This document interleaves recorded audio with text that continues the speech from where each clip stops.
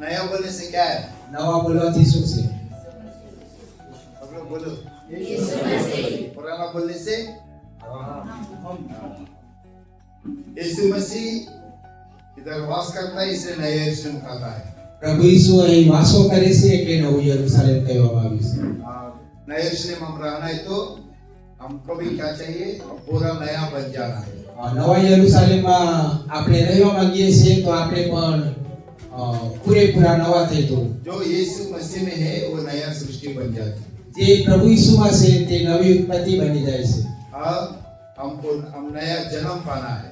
અને આપણે નવા જન્મ પામવાનું છે. मतलब ये जन्म में यीशु है, इसलिए वो नया जन्म करता है। મતલબ આ જન્મની અંદર પ્રભુ ઈસુ છે એટલે એને નવો જન્મ કહે हाँ, છે. ये हृदय के अंदर यीशु है, इसलिए नया हृदय करता है।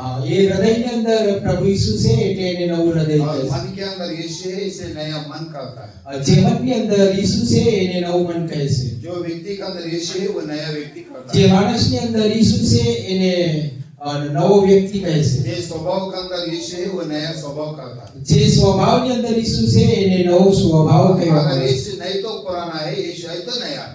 જો ઈસુ છે તો નવું છે, ઈસુ નથી તો જૂનું છે. हालेलुया। હાલેલુયા. ऐसा पूरा नया लोग इधर नया यरूशलेम में जाएगा। તો બધા જ એવા એ રીતના નવા લોકો નવા યરુશલેમમાં જશે.